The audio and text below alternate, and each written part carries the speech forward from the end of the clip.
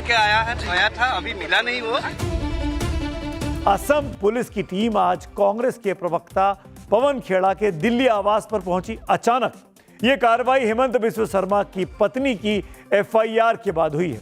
क्योंकि मुख्यमंत्री की पत्नी का मामला था तो पुलिस हाइपर एक्टिव दिखाई दी। पुलिस को पवन खेड़ा तो उनके घर पर नहीं मिले, लेकिन पुलिस उनके घर से, जो कि पता चल रहा है, 2 लैपटॉप, 1 मोबाइल फोन और 1 पेन ड्राइव अपने साथ लेकर चली गई। असम पुलिस यहां पर पहुंची थी और करीब 11 बजे के आसपास असम पुलिस यहां पर पहुंची। दिल्ली पुलिस की टीम असम पुलिस को असिस्ट कर रही थी।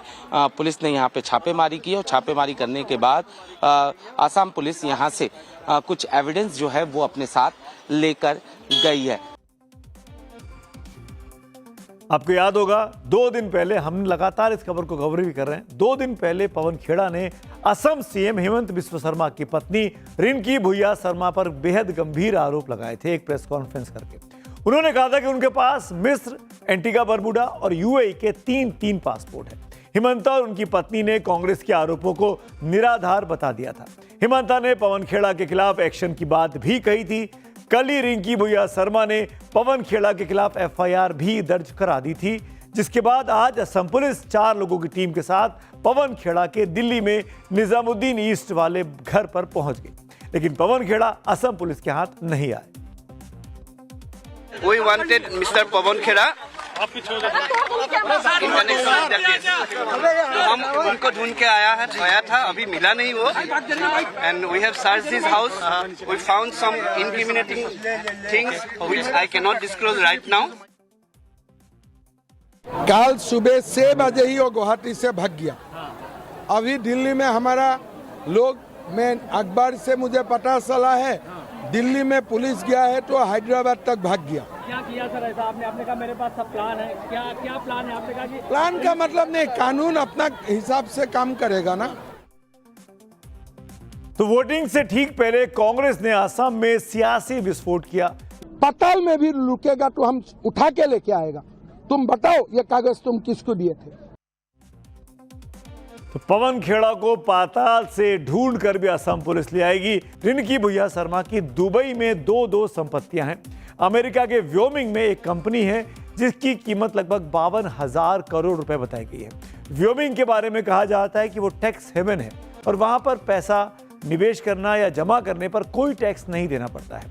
तो एक तरफ कांग्रेस 3 पासपोर्ट रखने का आरोप रिंकी भुइया शर्मा पे लगा रही है, वहीं नागरिकता की सवाल भी उठाए जा रहे हैं। दूसरे और विदेशों में संपत्ति का ब्यौरा देकर भी हेमंता बिस्व शर्मा को भ्रष्टाचार के मुद्दे पर कांग्रेस घेरने की कोशिश कर रही है।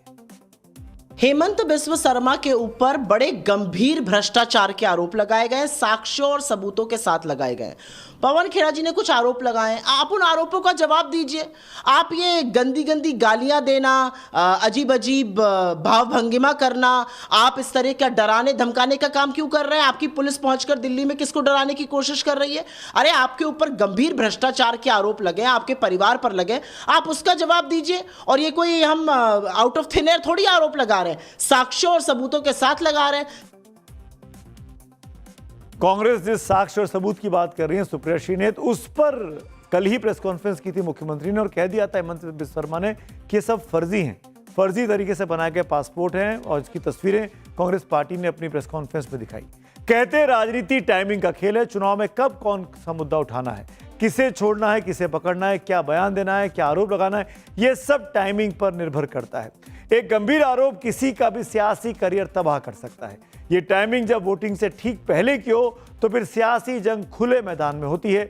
इसी टाइमिंग के तराजू पर बैठकर कांग्रेस ने हिमंता के खिलाफ मास्टर स्ट्रोक खेलने की कोशिश की, क्योंकि सवाल सत्ता का है। कांग्रेस पिछले 10 सालों से असम की सत्ता से दूर है, इसीलिए राहुल गांधी का कहना है कि हिमंता को घेरने के लिए दिल्ली से लेकर असम तक उनके बब्बर शेर दहाड़ रहे हैं। कोई फर्क नहीं पड़ता, कभी ना कभी ये कांग्रेस पार्टी के बब्बर शेरों के हाथ में आएगा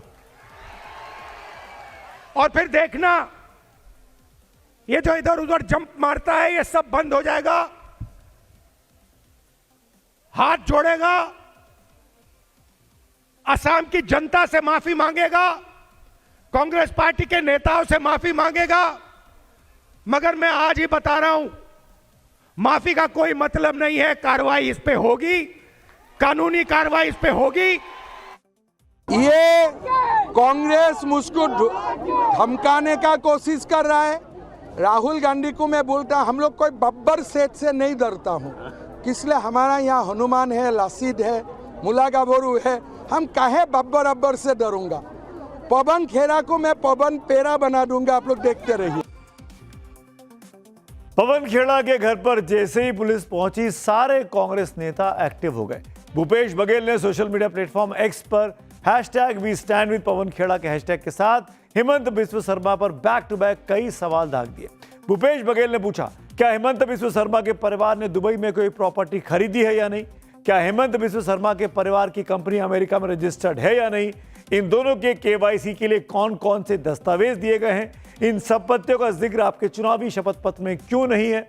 भूपेश बघेल ने आगे लिखा कि इन सवालों के जवाब देने के बजाय पवन खेड़ा के दिल्ली आवास पर असम और दिल्ली की पुलिस भेजना बताता है कि भाजपा डर गई है, बौखलाई हुई है। विदेश में संपत्ति है जो उन्होंने इलेक्शन एफिडेविट में नहीं जताया, साफ साफ उनका डिस्क्वालीफाई होना चाहिए।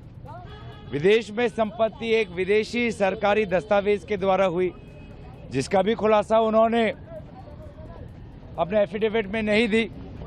विदेश में कहां कहां उनके व्यापार है उसका भी उन्होंने खुलासा नहीं दिया है। राजनीति में आरोप प्रत्यारोप आम बात है, लेकिन सच्चाई का पता तभी चलता है जब निष्पक्ष जांच हो और सबूत सामने आए। कांग्रेस के आरोपों में कितनी सच्चाई है ये तो जांच के बाद ही पता चलेगा, लेकिन कांग्रेस के आरोपों का जवाब देने के लिए जिस तरह हिमंता बिस्व शर्मा फ्रंट फुट पर लगातार खेल रहे हैं, उससे लगता है कि चुनाव से ठीक पहले कांग्रेस ने हिमंता के लिए कुछ मुश्किलें बिछाने की कोशिश की है और परेशान किया है। पवन खेड़ा के आरोपों ने हिमंता को इतना असहज कर दिया है कि भाषा की मर्यादा भी वो इस वक्त भूल गए। आपत्तिजनक विवादित भंगिमा थी, विवादित शब्द थे, इसीलिए हमने उसको बीप कर दिया। हिमंता के खिलाफ पवन खेड़ा के आरोपों पर नया सियासी बखेड़ा खड़ा हो चुका है। इससे पहले भी 2023 में आपको याद होगा पीएम मोदी पर टिप्पणी से जुड़े एक केस में असम पुलिस ने उन्हें दिल्ली एयरपोर्ट पर रोककर गिरफ्तार किया था। इसके बाद कांग्रेस के नेता एयरपोर्ट पर ही धरने पर बैठ गए थे। राजनीति में शब्दों का चयन बहुत सावधानी से होना चाहिए, क्योंकि हर शब्द एक सिग्नल होता है जो सीधे जनता तक पहुंचता है। हालांकि भाषा की मर्यादा लांघने के रिकॉर्ड सिर्फ एक पार्टी तक सीमित इन दिनों नहीं है। खुद कांग्रेस के अध्यक्ष मल्लिकार्जुन खड़गे बीजेपी और आरएसएस पर हमला करते हुए भाषा की मर्यादा को भूल चुके हैं। सुनिए। अगर कोई इस जहरीला सांप आपके सामने से गुजर रहा है और आप नमाज भी पढ़ रहे हैं, नमाज तोड़ के उस जहरीली सांप को मारना, ये कुरान में कहा है।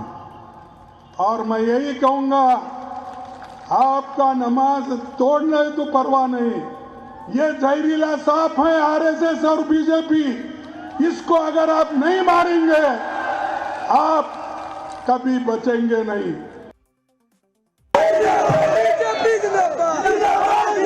कांग्रेस अध्यक्ष राहुल के संग में बैठकर फिर से बोले कि बीजेपी और आरएसएस सांप है, उसको मार देना चाहिए। आरएसएस वालों को, बीजेपी वालों को मार देना चाहिए। अरे खड़गे साहब, मन पर चढ़कर देखिए, हजारों की संख्या में 50,000 लोग खड़े हैं।